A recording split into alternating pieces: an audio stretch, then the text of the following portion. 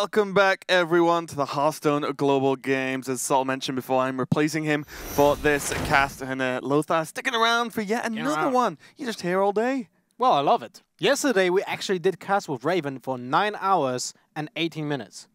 Well, yes.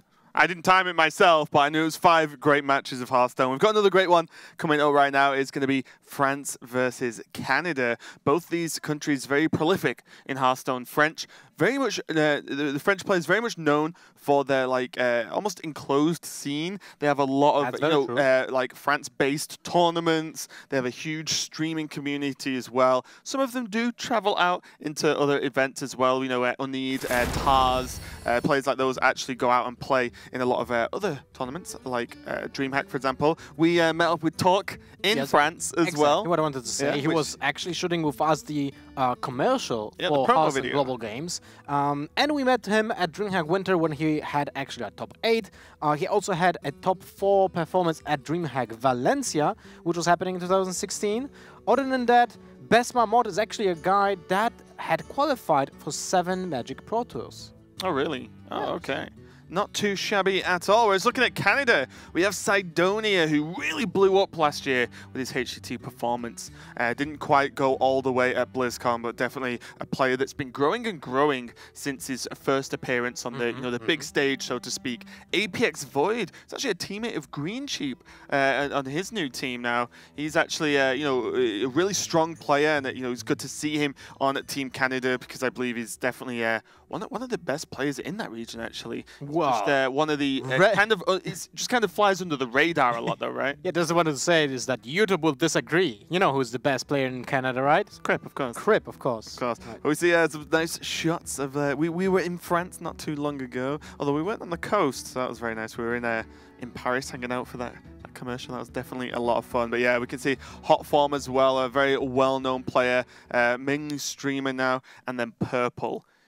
What a champion.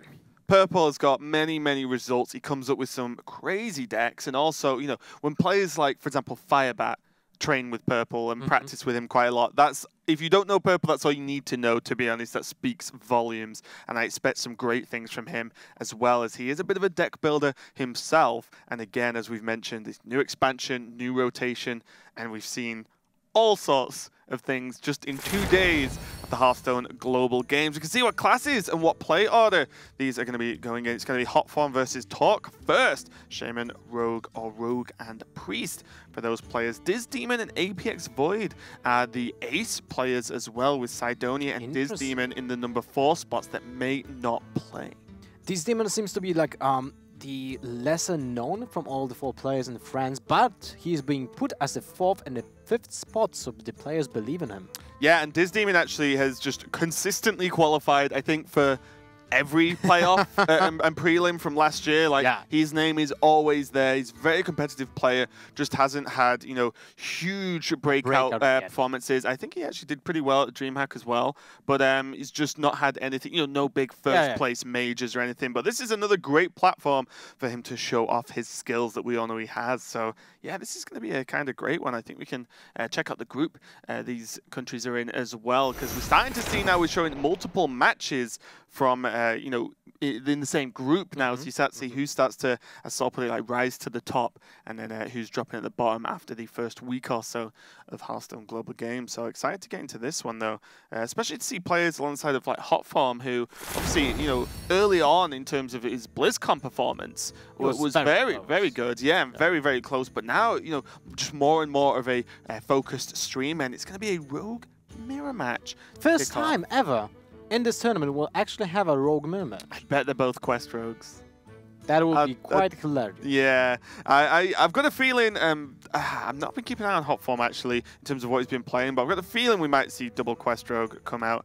But yeah, I'm excited for this one with the potential Rogue mirror. If they're both miracles, then things can get kind of out of hand very, very quickly. Exactly, like literally out of hand, because they will be drawing so much. And playing a lot of spells to cycle. Do you see a Talk with Besma Mod in the one room talking about the game? Of course, both teams are in communications with each other. I mean, sorry, not with each other, but the players in one team are in communication with each other, so they are discussing the plays. Even when you just see one player on screen he is talking to the other guys. Yeah, I love as well you see on the Hotform's camera there, it's very much like, oh yeah, you know, Hotform's quite a focused streamer. You can tell by just a random green background behind them. There is a reason for that, and you'll no doubt find out once you check out the stream. But yeah, France versus Canada. And it always interests me, you know, I don't know tons about it, but I think there's some kind of rivalry. Both French-speaking countries, or at least, you know, sections of French-speaking countries going on there. And it'll be definitely cool to see if there's any, I might ask them afterwards, like, so, was there any sort of aggro going on between the teams? Well, they actually both kind of also talk a lot about the food in their countries. Like, oh, France has the best food, and then it's kind of like, oh, we have those amazing restaurants, but they're all French names. It's like... I've never been to Canada. So. Me neither, actually. Yeah, but I know one I do like food, though. I just wanted to say as well. But also, Canada has to be upset about one thing. And you know what? You know what that is? Go on. Hearthstone doesn't have a sorry mode anymore. Oh yeah, it's fine. We have a few. I know a few Canadian people who I can get that from if I really need. But we're going to get into game one here: Canada versus France. Both players having the Quest Rogue and Hotform going for the Igneous Elemental build. I say it is common, but you know, definitely not a staple pick. You know, you can definitely, I've seen multiple rogue builds that don't have Igneous Elemental. The benefit being that with Firefly and the Igneous Elemental, you already have three of the Flame Elementals as they both generate the same minion. Oh, you have 4. Well, yeah. That is actually... Hotform's probably just that laugh, and then like whatever he just said then was probably like, got him. Exactly. Now, I really like the Firefly being played on turn 1, because you don't need Firefly being counted for the quest, so you gain a small bit of damage with this, and also you just play another Firefly on turn 2 with the Covens below.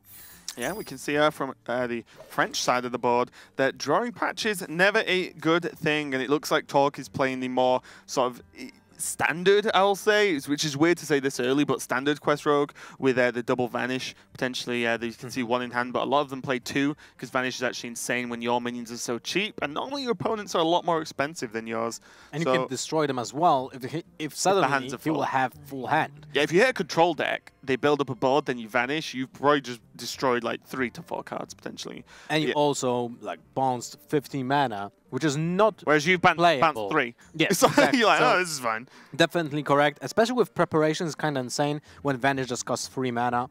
But what I want to say is that drawing patches in Quest Rogue, I feel like it's the worst case scenario, of course, but it's still the least problematic for any kind of deck that draws patches.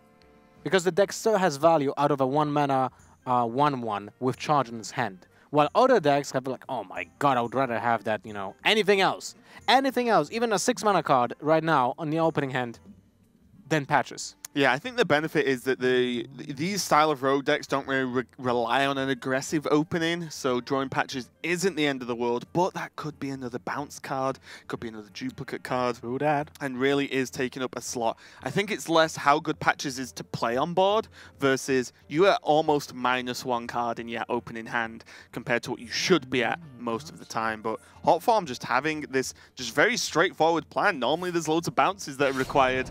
You know, in the deck, whereas now we can actually just chain out Flame Elementals.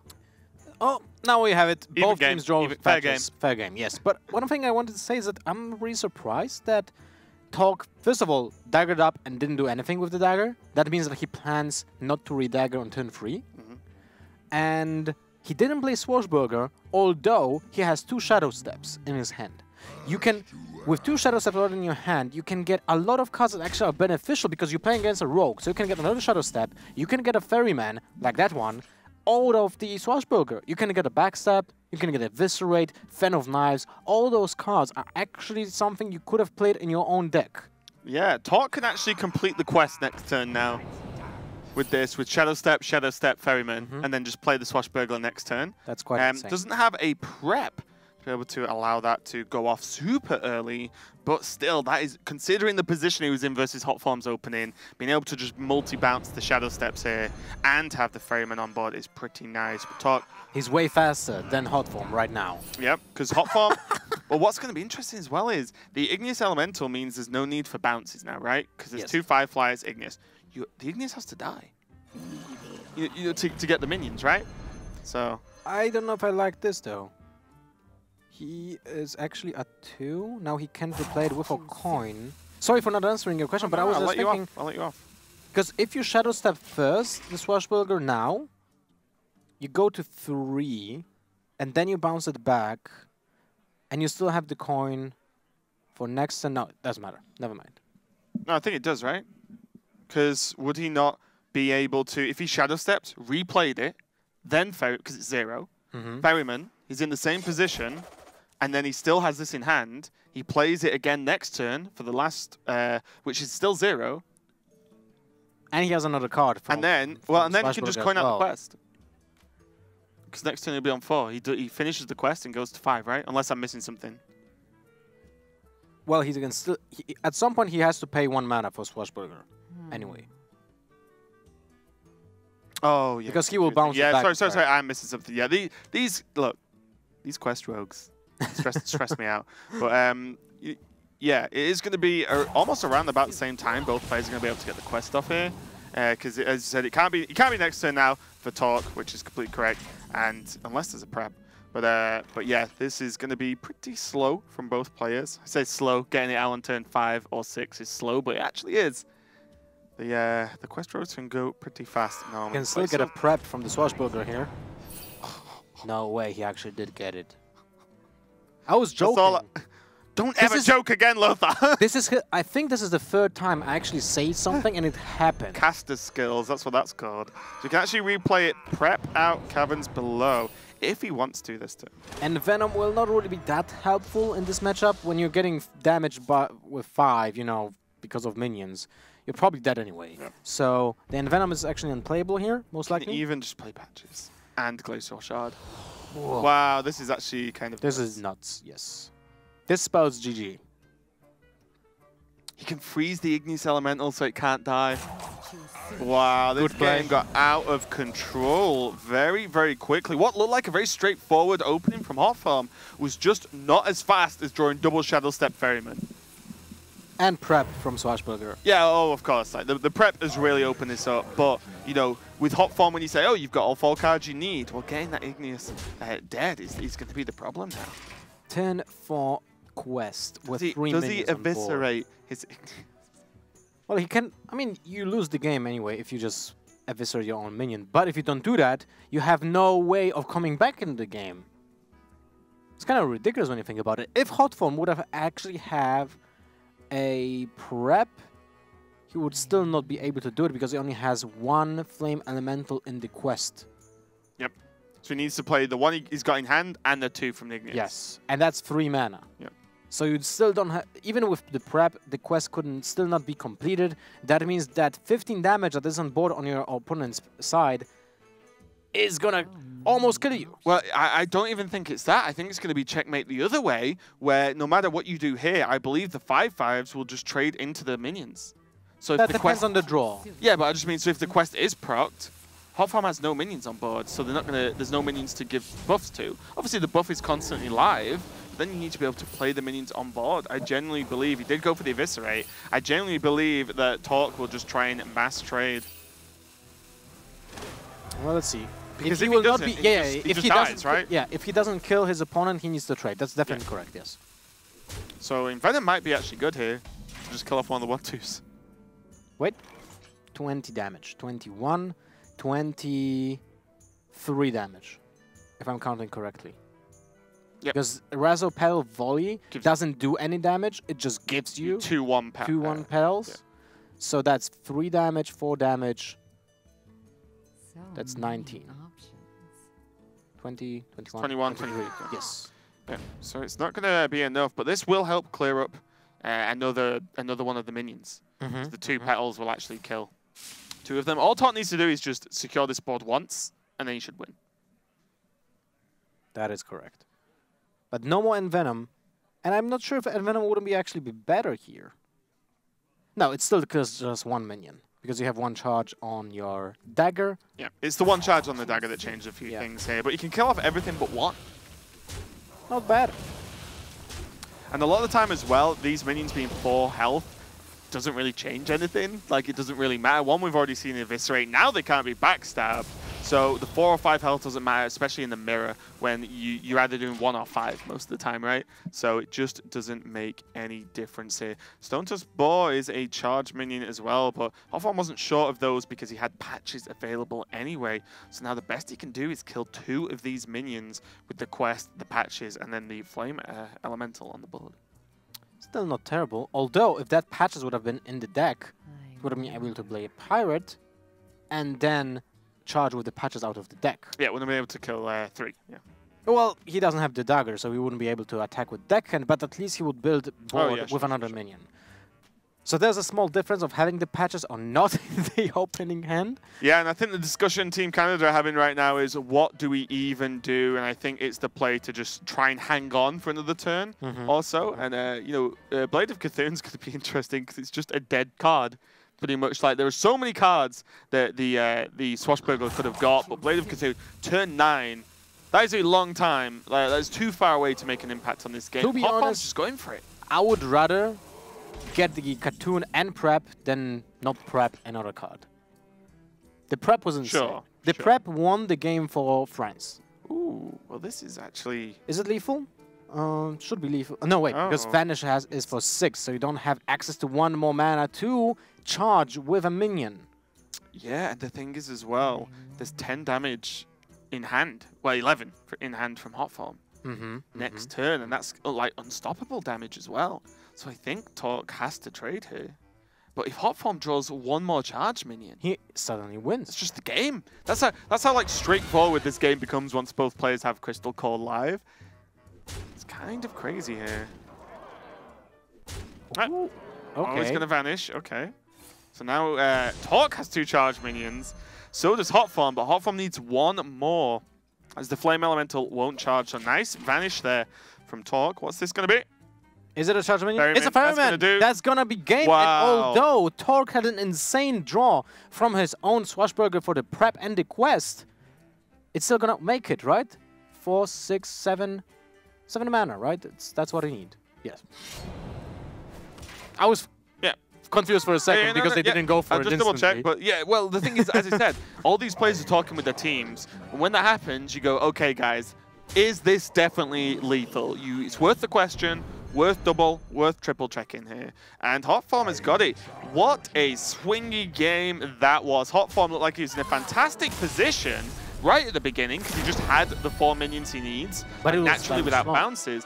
But it was slow. The Glacial Shard on the Igneous was great to stall it out, but then Hotform went for the self-eviscerate on the Igneous to proc the minions, and then that was enough to actually snowball the effect forward. And yeah, you know, Torque was so close, but just being the 1 mana off Vanish and then replaying a charge minion to end the game, and that's Quest Road, guys.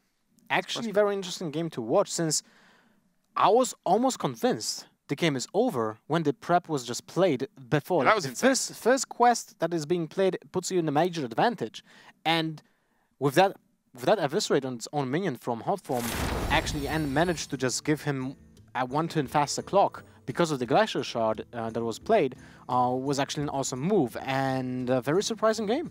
Yeah, now we're going to see APX Void go up against Anid, and it's going to be Paladin from Anid and Warrior from APX Void. We've seen a reasonable mix of Taunt Warrior and Pirate Warrior, but the Pirate Warrior today at least has been locked down pretty hard from Tice's Crawlers. Which the Golakka Crawler seems to be very prevalent in almost every single deck that we have seen to be like kind of tailored, that it can play Golakka Crawlers because it's still a playable minion. Exactly. The minion is not bad enough as like general tech cards are kind of, some are really bad if you just don't run into the thing you're teching for. But yeah, you know, Golakka Crawlers not too terrible at all. But the Paladin I'm very interested in. I was sat, obviously you could see me, but I was sat just off camera just watching the Kalento game, and I was like, I'm going to build that deck as soon as I get home after this and start messing with it, because that kind of looks fantastic to me. A lot of cool stuff you can do with Paladin, and we'll see what Anid has decided to do. We've not seen any quest Paladin be prevalent at all, even on ladder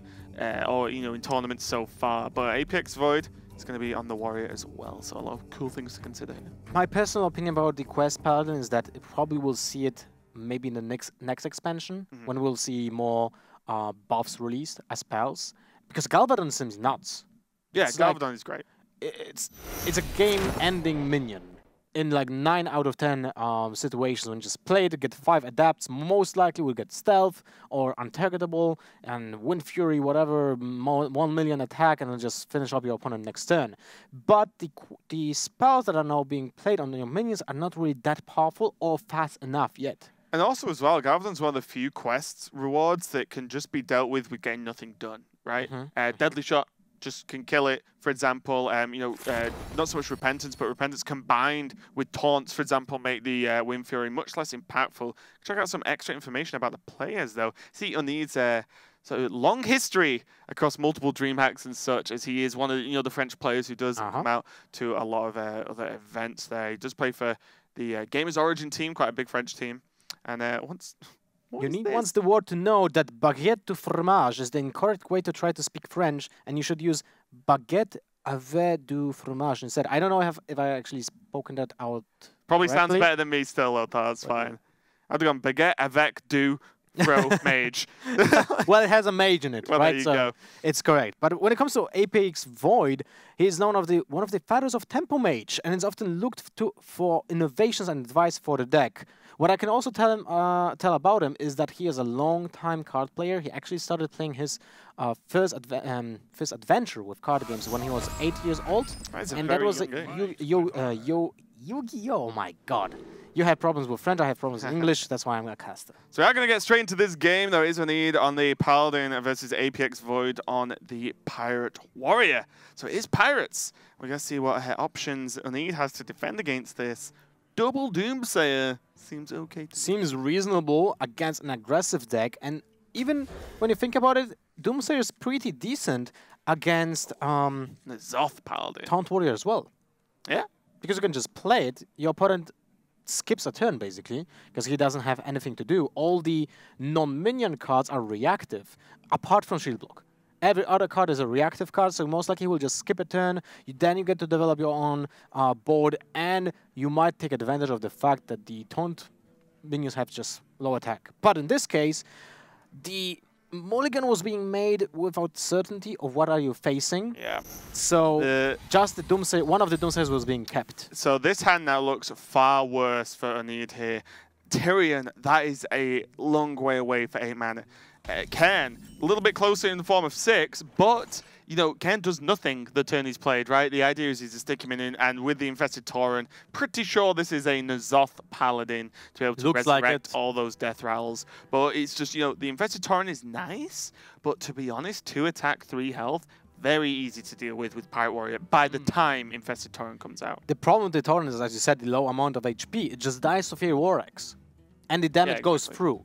Everyone will ignore the 2/2 that comes out of it. It's not a Sludge Belcher anymore. It just doesn't soak that much damage. When you think about it, Sludge Belcher right now would have been the nuts. Yeah. Probably would have been played in every single deck, apart from Aggro Warrior. Yeah, Sludge Belcher is a very, very strong card, but look at the options APX Void has here. He can just play Deckhand and just get the patches onto the board, get it out of the deck, most importantly, and then just start chipping away. Could just go for the Fiery War Axe or just the Blood Cell. I mean, Deckhand on 2 mana, sorry, not that great. Blood Cell Raider is probably the more reasonable choice here. He could just Fiery War Axe, I like the War Axe, and then play the Raider and the Deckhand on 3. The Fiery War Axe fakes out the potential that is Control Warrior. Well, he didn't play a quest on turn 1. I think that's out of the door. That's true. Yeah. Out of the door. Quests. But, well, actually, wait a moment. He could have... I didn't pay attention to the mulligan, but if he mulliganed the first left card... Yeah, it could have been an option. Could have been an option. Mull the quest away. But it's out of the equation because the Pirate Warrior played his first pirate, and now you need knows for like 100% this is an aggro deck. The question is, if you play the Doomsayer, now it's free attack on board, and your opponent has a free mana. As actually an easy way of dealing with that, even with a single card, which is Heroic Strike. Yeah, I think the Doomsayer now becomes very risky, but it depends how Unid's deck is built as well. Is there equality Consecrates to then equality Doomsayer? Right. You'd imagine so, but we never know. So this Doomsayer is going to be able to be dealt with the addition of the Deckhand and Fire War Axe. And, you know, Onid hasn't got great options here. He has Coin into True Silver or Infested Tauren. But the Infested Tauren, as we said, gets dealt with very easily. So we may see True Silver used to clean up the 2-3. There's a Consecrate, which does help a little bit going forward. The problem here is there's no way to clear all the pirates, which means Bloodsail Cultist next turn is going to make that War Axe a 4-2. Oh, and that is painful. Cultist is one of the most powerful cards in the deck, but they just require a little bit of synergy. And I would say that without the patches, the Cultist wouldn't be as powerful as it is right now. Because it gives you that synergy for 0 investment. You just had to play one pirate, that one pirate might die, and you still have a pirate on board because patches was just played for 0. Yeah, secondary level insurance policy. It looks like Onid is going to go for the True Silver Champion, though. This is just guaranteed to do something, right? Yeah. He's going to use it, equip it, and deal with the 2-3 here. You know, there's still pirates on the board. Apex Void is probably going to go for the Cultist to get the instant value. And ooh. Okay. So this is also reasonable. If he doesn't swing this turn, he can go Bloodsail Raider and Cultist next turn. Yes, but then so he can just Smoke on face. Okay, this makes sense when you don't have another weapon in hand, and I actually like the Cochrane Elite more because of that. When I think about it more, the curve out on 5 might be way more important than just one swing of the weapon right now, just because of the fact that you don't have another weapon. Like, if you would have had an Arcanine Reaper instead of the Heroic Strike, I would probably go with the Cultist here and just swing with the weapon.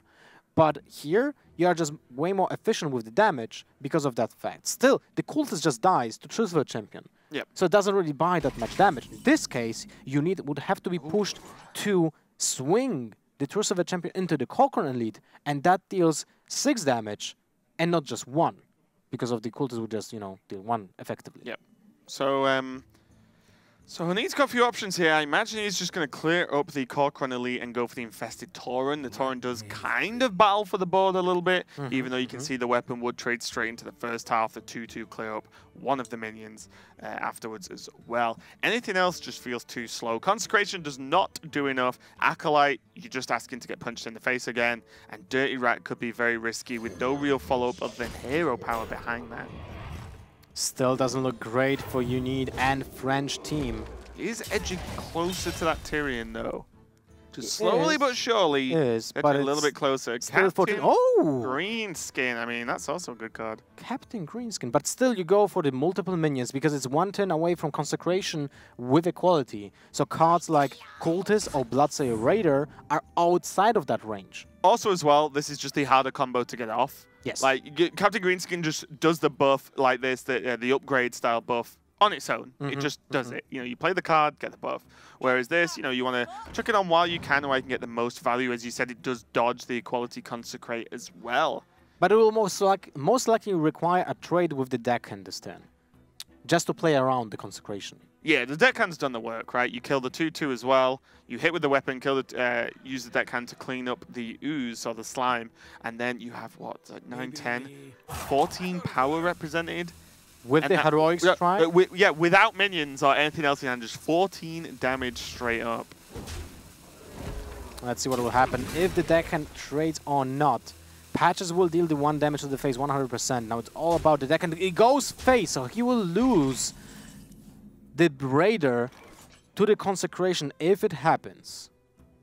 What are the other options? The other options are Dirty Rat into Aldo Peacekeeper. So Unid was paying attention 100% to the cards being drawn. So he knows that the Captain Greenskin was just drawn this turn, so it could have been not a creature, but now it is, and it's a 5-4. It's actually, this is the worst thing that can happen. It's either Nagakosa or a Greenskin. They actually have the same stats, and just 1 mana more for the Greenskin. Actually, it's an interesting context, right? For 1 mana more, you pay for 1 more durability on your weapon.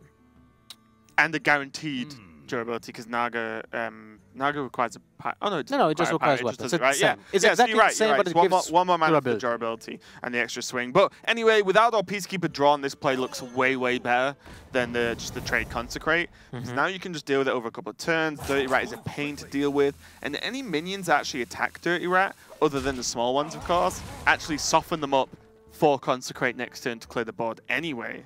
Another Cultist.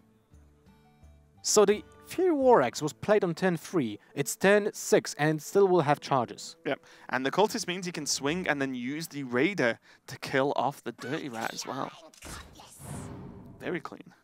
Very clean. Unless... Nah, you don't use the Heroic Strike. There's no point in it. For how much damage can you push this turn? 5, 7, 10 damage to the face. Paladin will be at 6 HP and it's turn 6. I wonder if APX clears all of the minions off because of Spite Ridge Steed. Well, he didn't do that with the Tauren. So he wasn't playing around the Consecration. Yeah, but so at this point, Spite Ridge Steed is the only thing that actually just stops you winning the game, I think. Does he anticipate that it's being played in this deck? Does anyone anticipate any cards are being played in a certain deck at this point? I don't know. I think like N'Zoth Paladin, it's got to fill out some gaps somewhere. Spite Ridge Steed seems like just a reasonable high value sort of anti-aggro card. So I think it could be played. I like the clear from APX Void because you've also got to think, what's the one card on 6 that completely stops me winning the game, right? Yeah, Spite Ridge Steed is one of them, and look at the amount of power available with that Heroic Strike. And he actually did play around it, and there that it is. 2-0 for Canada. Match point. Will it be the third match that will end up in a clean sweep? Potentially, yeah. I mean, the N'Zoth Paladin, you know, I know you and Sol were talking about Paladin variants and all the lists that just Colento has run, never mind anyone else. But N'Zoth, I've heard a few people, you know, talk about playing it, and it's like, oh, yeah, you know, the deck's really good.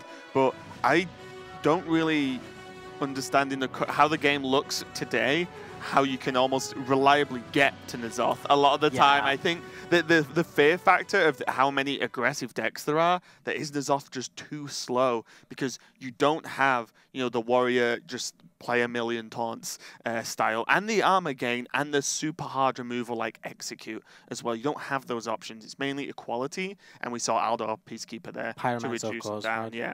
But other than that, I don't know. Maybe the other versions are a little bit better, but it didn't quite work out there for Uneed, but he did mulligan away the second Doomsayer because he just didn't know whether it was Taunt or Pirates. And it's the power of Warrior at this moment in the meta.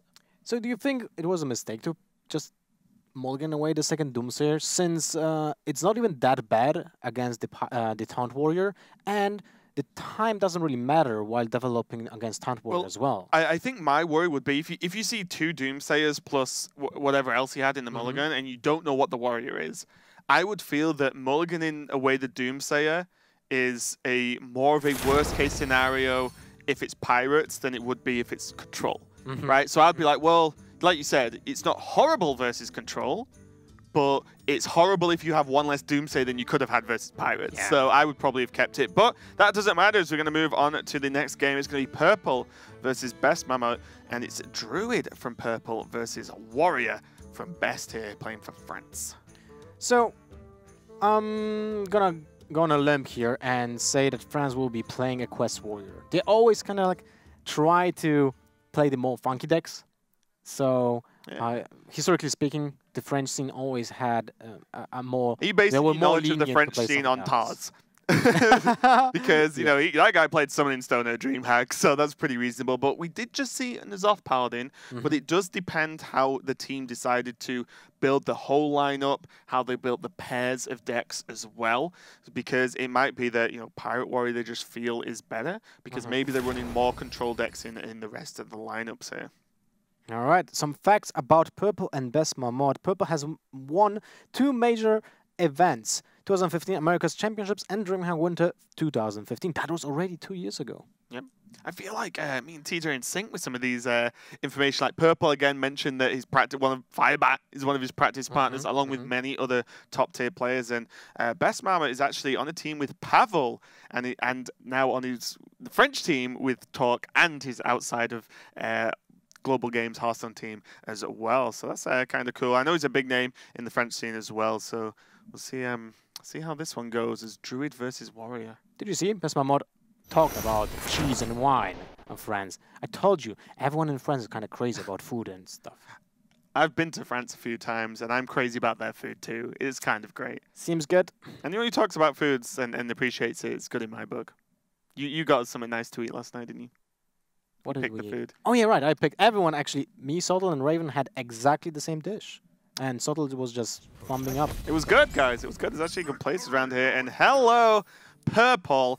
This looks like a Yasharaj deck. Wow. Given away by the fact that Yasharaj is in the opening hand, just in case you didn't spot that little nugget of information. But there's been a lot of players, I think most notably Frozen, experimenting with an extremely heavy ramp druid, Yasharaj. Obviously, Barnes slips in there, but when you look at the list Frozen's been playing, it looks great. You look at a normal deck list, and the curve is pretty normal, right? You know, there's a roughly even amount of curve drops and cards in the deck. You look at this, and it's like, oh yeah, there's like 2/2 drops, 3/3 drops. Oh, it starts now at 6. You know, like it just goes like tons of 6+ drops in the deck and barely anything under that. Earthen Scales is a nice inclusion. We talked about it in the Jade Druid matchup that we cast earlier today. But, you know, with so many big minions available, 1 mana gain that much armor is pretty cool. There's Barnes and the chance to just play it on turn 1. With Ishar, turn 1, kind of crazy, right? Do you do it, Lothar? That's my question. Well, with my experience in Ishar, even when you have only 4 minions in your deck, you're not going to hit it reliably. So that just screams lack of confidence to me, Lothar. It's all about that. Just turn 1 it, you get Yasharaj, win the game. Next. Too much Madame Goya Shaman, man. Well, but this could just straight up win the game. Yeah, of course. And then it's a high roll that can just give you a free win. But I wanted to say, not only Purple is jacked as hell, but he also changed his skin color to actually purple. Yeah, he's just role-playing. Subtle would be proud, no doubt. Double Primordial Drake in the opening hand shows the kind of high curve that this deck is going to run. I'm excited to see what the big drops. Purple not going for the Raven style play of all in every single time. I'm the type of guy who just spams Astral Communion even at the worst case scenario just to see what happens. The Deity Rat might be detrimental in this game, although if it gets Barnes. If it no, not that. It can be played on turn 7, example, with a Brawl. Yep. Or later on. And then it gets out a huge minion, it gets killed with no, like, you know, real effort. That's actually amazing. Well, it's what's swiftly becoming the standard setup for these control warriors is that you build up your taunts to just delay the game, then you go Dirty Rat, Brawl, and then play Sulfuras on 10, and then you can start just setting up for, you know, your hero power then dominates the board. Do you see the Giant Anaconda in the hand as well? Another card that, again, wasn't on Frozen's list, at least, where this death rattles and pulls out a large minion from your hand, I believe. Yes, from your hand. It just gets you a 5 attack minion or more on the board. Primordial Drake, not a 5 attack minion. That is true. Actually, it wouldn't pull anything out of it. Yeah, that's what I mean. Interesting. Okay, well, the Discover options for the taunts. Bog Creeper does feel nice, but that is some hefty long-term planning when often, maybe even against this type of druid, you want to just get, like, Iron Fur Grizzly this, well, maybe actually Faceless Shambler, just to be able to get them out early and spam them out quick, as currently, other than Dirty Rat, there's nothing taunt-wise to play next turn. I don't know about that. I like the Bog Creeper. Just like, druids don't really have much to do about they have Yasharages. HP minion. Well, if they can innervate out Ishar, let's say this turn will play Wild Growth, they are going to 5 mana. It's gotta be Coin Barn. 8. If they're gonna hit like another Wild Growth and then top deck Ishar, sure. Oh, there you go. Exactly. I told you. I mean, look, I wanted to turn 1 Barnes, but come on, Coin. Go. Wild Growth this turn, and next turn you have 5 mana, you can innervate out the Giant Anaconda, but the problem is, then you still don't have a 5 attack minion in your hand. Yeah, sure. So it's not the best. What was that? Oh! Well, that's sick. Pulls out the Anaconda. Yeah, it's an Anaconda and an Anaconda. Woof! People from the 90s are like, where's Jennifer Lopez? You know what's really funny as well? The artwork for the Anaconda is great, but every time I look at it, so what it's doing is wrapped around like a beast, right? And it's the beast's arm it's killing, it's just sticking out. Oh, it looks like it looks like the Anaconda's got an arm, and it's like gesturing to some extent. She's a very evil Anaconda saying, $1 million! Yeah, I know, it looks great. It looks like some kind of gesture. I feel like this should just be a nice, like, you know, a cup of a nice non-alcoholic drink in the hand there, because this is a PG family show. The question is, do you attack into the other Anaconda? If you get another minion, do you go into this vicious circle? Oh, he's doing it. He's going to get rewarded. He was going to get rewarded. No more minions with 5 attack. That, That is a tough call. And look at that. Now the Dirty Rat will get played, but they will pull out a He doesn't think there's any minions. Exactly. That's the read. Oh, there are no minions in the hand. I'm just going to jam the Dirty Rat. This was genius by Purple with this Anaconda play. Absolutely genius. He just bait and switch.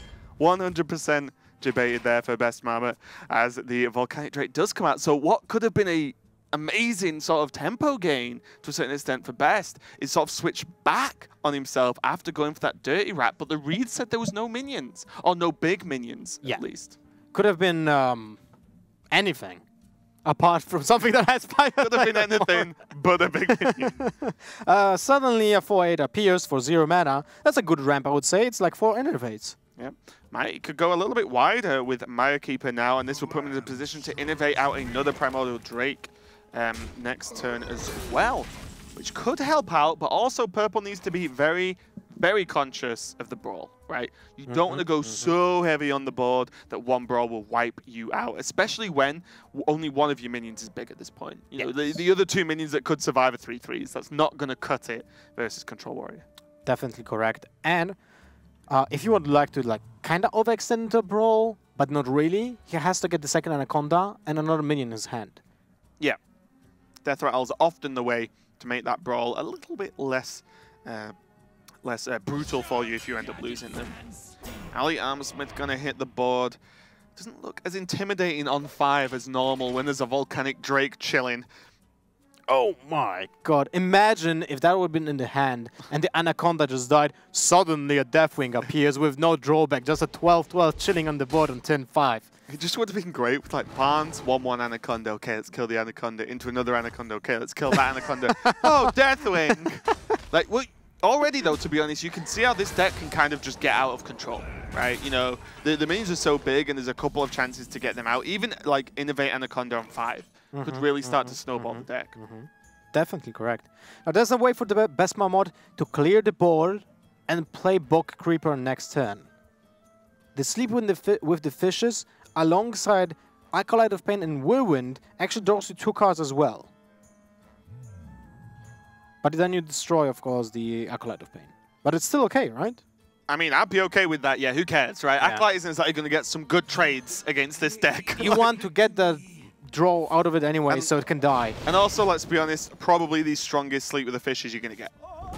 Against this deck, right? Yeah. It's probably doing the most work it's ever going to do. Draw you 2 cards as well. Curator, going to be nice to actually start to refill the hand here. There's a brawl as well. The question is, how many dragons is Best Marmot running? He didn't draw any yet, right? Okay, so there's not a problem. He'll definitely draw at least 1. Also, bear in mind, there is no quest for Best Marmot here. So he is not going to stack the quest. He is not going for Sulfuras. And that might have been a nod of presuming it was aggro druid. Yeah, definitely. Definitely not to that. Because of the fact that against an aggro druid, if you play quest on turn 1, because of that, you might just die. Yeah. Because you have less chances to get few War Axe and or a Taunt minion, or even maybe an Ammo Smith. You know, it's important to have that 1 more card against aggressive decks. Few options now. Nothing quite feels great here. Although, you know, the Bog Creeper, I think I like the Curator this turn. On curve, still doesn't die to the Drake and just starts to, you know, fill your hand a little bit more, give you more options for the following turns. Seems like it. Yeah, I like it as well. Also, it depends how many beasts he runs as well, because he could play Direhorn Hatchling and let it die, and then Bug Creeper, and you might draw the 6th. Well, he plays Direhorns 100% and has a Deathwing of his own. Okay, is this match going to be whoever plays Deathwing first loses because the second Deathwing wins? Might happen. Who knows? It's for guests only. So for Purple, that's a good giant Anaconda.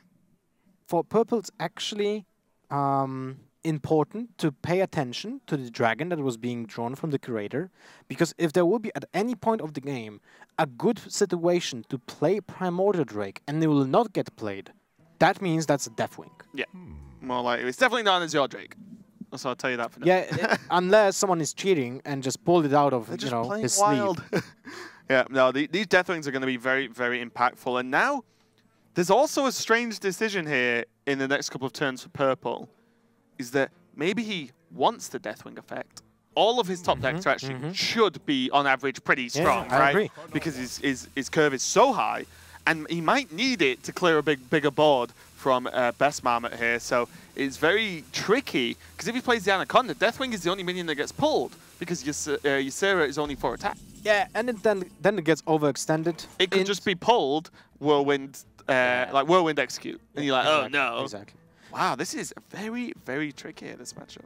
Oh, look at that. Best Marmot actually pulled a Primordial Drake, so all I said about Primordial Drakes doesn't matter now, because he can actually have 2 in his hand, if he plays the one that he has it. Yeah, imagine he's going to hold on to the Drake, though. Drake's actually really nice for turn 10 execute combo. Yes, definitely. It sounds expensive. Or the sleep I've got my 10 mana combo to execute. But yeah, exactly. Any sort of damage, proccing effects like that are going to be really nice because it sort of stabilizes your board because the health is just so high on that thing. And, you know, removes a big threat in the same turn. So imagine this might just be a, you know, Bog Creeper, maybe the Oni Direhorn plus hero power. You know what can happen? Best Marmot actually can draw the quest when he doesn't have enough taunt minions in his deck anymore. Yep, that's one of the prices you may end up paying if you actually mulligan away the quest. Such a weird deck. Every minion has taunt, so effectively not a single minion has taunt. Deathwing number 2. The more I see on this deck, the more I'm guessing this is extremely close to the version Frozen was running. I'm guessing Purple either made it with him, practiced with him as well to build the deck. It wouldn't surprise me at all. And yeah, the double Deathwing combo is just signature. That deck 100%. These Giant Anaconda. Now you run the risk of you want the Anaconda to hit Dragon Lord.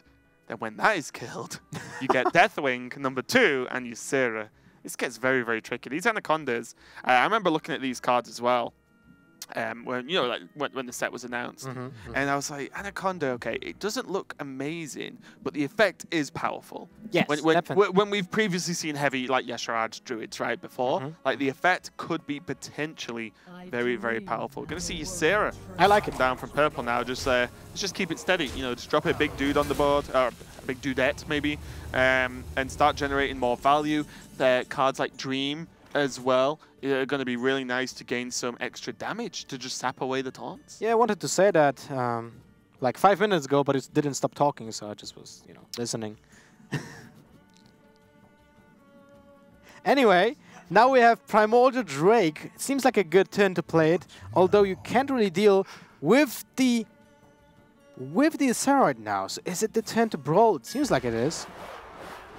1 out of 4 to win the brawl.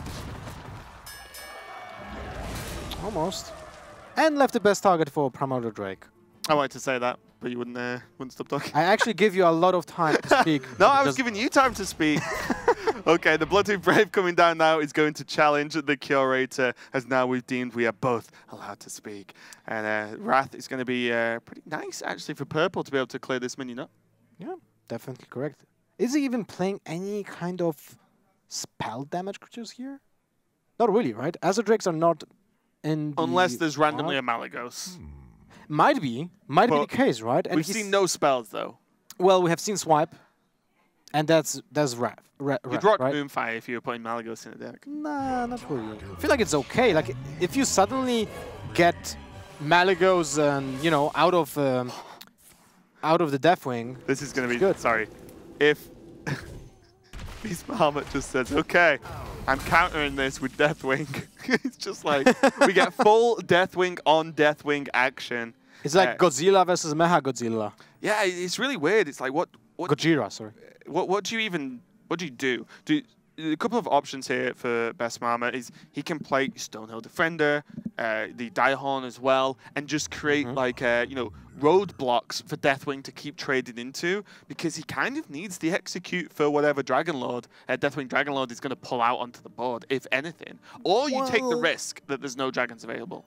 That's one thing, but for Best Marmot, the long-term plan is that if there's a Deathwing being pulled out of the Deathwing, then he has the Deathwing of his own to deal with the Deathwing, and then Purple doesn't have any answer to the Deathwing.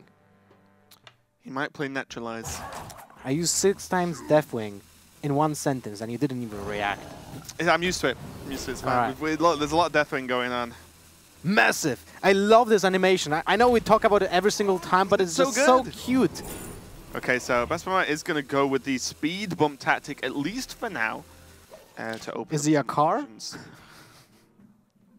Shush. I don't like this new attitude from you, Lothar. You've got too much sass. All right. I'm going to back it down a little bit. Oh, it's fine. It's fine. Nourish. So the card draw mechanic for the deck to get more big minions, because why wouldn't you? Your entire deck is big minions. You can just pull them out already. And you can draw more dragons. Yeah, that is actually pretty good there. The more you can get out from Deathwing Dragonlord's death, the better it is, of course. But you don't want to go too crazy because of the potential of just a brawl clearing you out as well. Well, the question is, how many dragons does he actually run? Because we have seen Sarah, Deathwing. Oh, one. Oh, 13 armor. 13 armor for 1 mana. I didn't go for it this turn. I wanted to get the Laughing Sister down. Laughing Sister seems like a good answer to whatever small taunt minions will get played. Can't target it with Earthen Scale, though. Bad combo, man. Bad combo. Okay, so I think this might just come down to the Deathwings. It might come down to the fact we were joking about it earlier, but I really think it might come down to the fact that there's no quest for Best Mammoth for... Can we see how many cards do we have left? Not too many. I would say like 12. Might be around that. And we have 1, 2, 3 taunt minions in the hand. Two of those actually in the hand. So not that many left in the entire deck. I'm not exactly sure if he has enough to pull the deck. Yeah, I don't. He might not actually. He might not pull the quest. Yeah, to prot the quest. He might not get to that point at all. Second Earthen Scale means that. Where's the shield slam? That's just a lot of armor. That's just a lot of armor. Where's the shield slam for the druid, man? That seems kind of OP.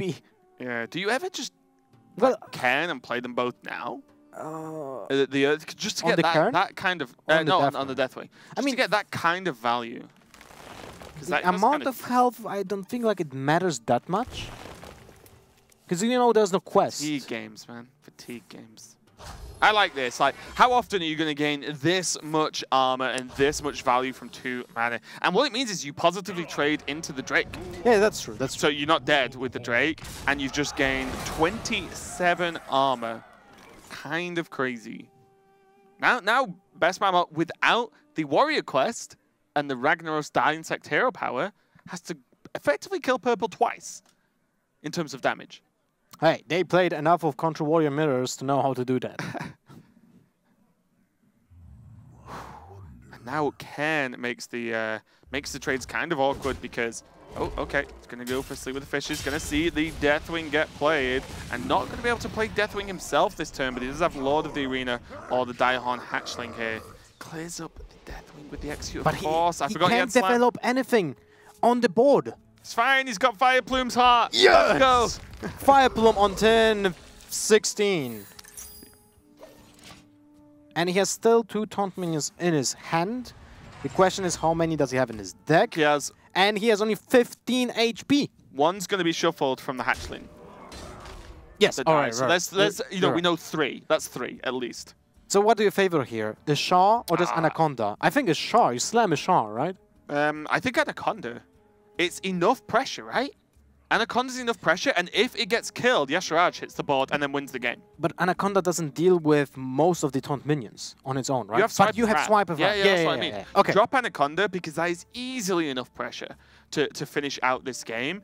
And even through taunts, because of Wrath and Swipe, if the board is brawled, or the minions are forced to be dealt with, Yasharaj hits the board. Great, 10-10. Yeah. I think Purple is very much setting up checkmate with this play, and we'll see how it turns out. His Best Mammoth doesn't have many options, and he might just have to risk a Deathwing. Let's go, Purple. Drop the 30 bomb with the 30 armor. Okay, no, he doesn't. He can play Lord of the Arena and Bloodhoof Brave, or Hatchling Bloodhoof. Being able to play 2 taunts this turn versus 1 changes everything. Still fine, because Purple just can easily deal with both of them. Use his hero power as means of trading, and that's actually great. Yeah, but the difference here is being able to play 2 taunts. 1 starts towards the quest, and means he can put 2 roadblocks in the way. Whereas if you just Deathwing, there's 3 taunts gone. Yes, he's probably not doing that quest. Yeah. Whereas this, he might still have a chance. Moonglade Portal. We didn't see that being played in any competitive decks yet. Seems like it found its place right now. Yeah, it is in this list because there's just not as much healing available. And it's really nice as well because the minions are just pretty big from there. Although I did play against someone today who got the, I can't remember the name of the card, but the 1/1 that summons a 6/6. Oh, the Ogre.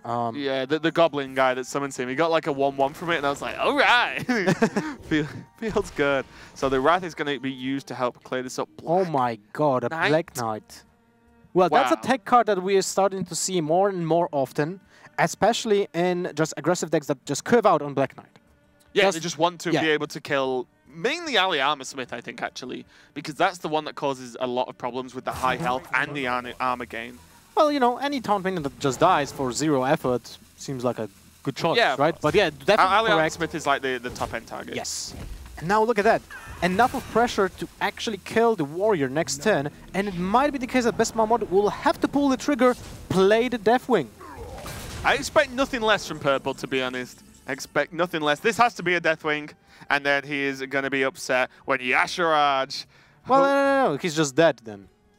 Yeah, swipe hero power. Oh, that's a good point. But he can't armor up. He has no other choice. Yeah, he has no other choice. He needs to Deathwing. He just punches him with the Yasharaj, though, so it's fine. You definitely don't swipe hero power this turn. Yeah. Or maybe you do. You trade Yasharaj into Deathwing and then go, oops. Oh, okay. Purple's going to finish this one up. There's a reason, you know, players like Purple, Frozen, etc. have been talking a lot about this version of Druid. We've seen a lot of aggro Druid, but these guys do not mess around when it comes to deck building, and you can see why. Frozen, kind of like a Druid specialist. He played a lot of the Aviana Kun combo Druid, so you know he loves this deck. Purple just, yeah, it felt like it was almost like a hard counter pick against the Control Warrior. It didn't help that Best Mama Mulligan Quest because, to be fair, you've got to... The majority of Druids are aggro, right? So, you know, the logic behind that was completely valid. But yeah, that plus just the deck in general, the Anacondas coming out early on was enough to overrun him. He didn't even need the second Anaconda, like for the Ishar, because of the swipe. He put so much pressure on the warrior that even without that Ishar pull out of the second Anaconda, he would finish up the game after the Deathwing, which is kind of insane when you consider you're playing against a warrior that plays taunts all the time and has armor up, right? Yeah, and Canada have just pretty much obliterated France here, 3-0. The first game, Hotform versus Talk, was on a knife's edge, basically, with that the double Quest Rogue, like the Quest Rogue mirror, should I say, was very, very close. Even we were like, oh, it looks like Talk's got it. Yeah. Oh, never mind, Hotform wins, because that's very much how that deck sort of plays out.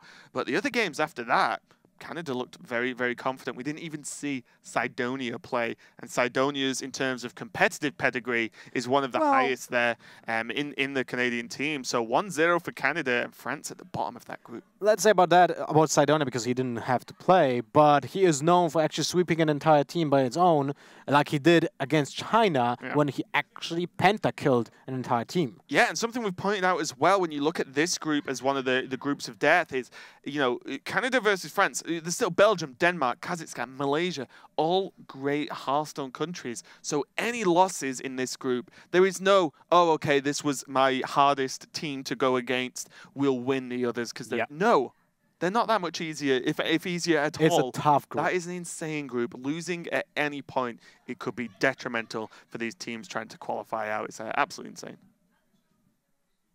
Good matches, by the way. Amazing matches. Yep. Interesting decks. The entire day is filled with surprises when it comes to deck choices, and I love this expansion. Seems like even though we have hyper aggro decks, like the Pirate Warrior, like the Quest Rogue, well, it's kind of like an aggro, right? Yep. We still have aggressive. We have still the other spectrum for the control decks, for mid-range decks, for insane druid decks like we had right now, and it's super fun to watch. Or the priests. Yeah, exactly. The amount of decks being built and played around with is a lot of fun, and the fact that I'm pretty sure this isn't just a thanks, mate. Pretty sure this isn't a short-term thing. I think there's a lot of decks that are going to continue to be viable. But we are going to go for a very short break while we settle the next match, the best match of the day. No doubt it's going to be UK versus USA, so don't go anywhere. I'll be right back.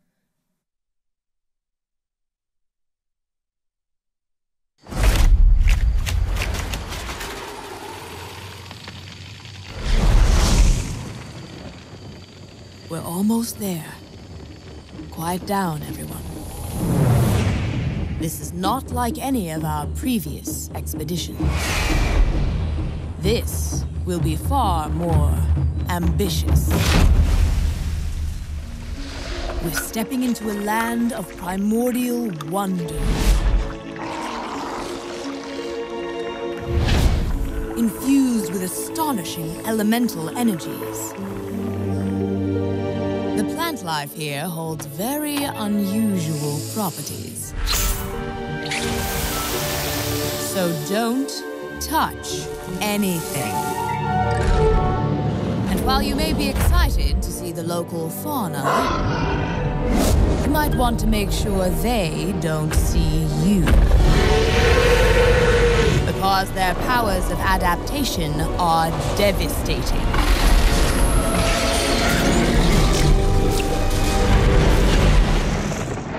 Make no mistake, we will be tested at every turn. But if we stay on our guard, we might just survive. Now then, are you ready? Then let's journey into Ongoro Crater.